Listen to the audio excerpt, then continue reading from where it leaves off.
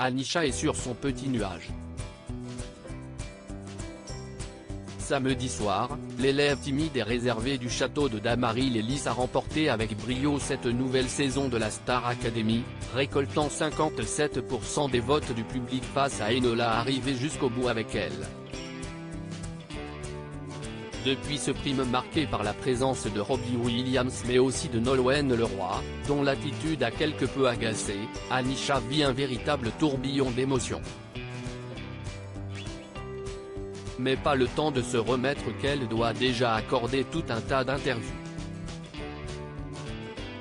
Lundi soir, elle était notamment l'invitée de Yann Barthès dans son émission Quotidien sur TMC. Ce fut alors l'occasion pour elle de revenir sur son aventure hors du commun, lors de laquelle elle a eu quelques habitudes étranges.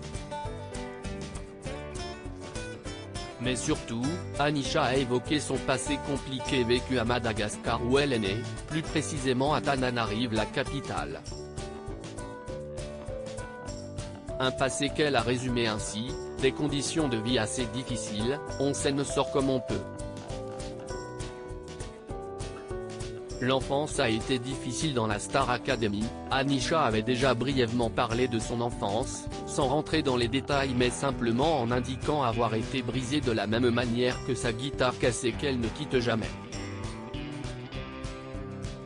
Je l'ai raconté de manière pudique parce que je suis quand même assez pudique sur mon histoire, sur mon vécu, et que je ne vais pas en faire un drame. Je pense que les difficultés qu'on a traversées, même si on est brisé, sont aussi notre force.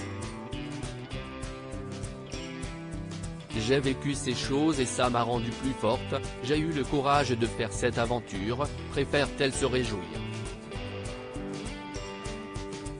Et d'ajouter, l'enfance a été difficile. Aujourd'hui, je ne parle plus trop de ça, ça fait partie de l'histoire mais ce que je voulais c'était dire, oui il y a eu ça mais aujourd'hui ça va, on peut encore avancer. Pour s'en sortir justement, Anisha a pu déménager en France en 2016, grâce à un titre de séjour qui lui a été remis dans le cadre de ses études supérieures.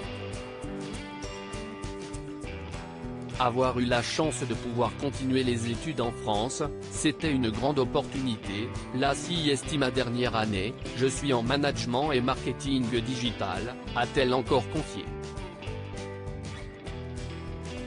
L'avenir s'avenir encore plus radieux pour la gagnante de la Star AC qui va pouvoir sortir son premier album avec la maison de disques qu'il a signé, Sony Entertainment.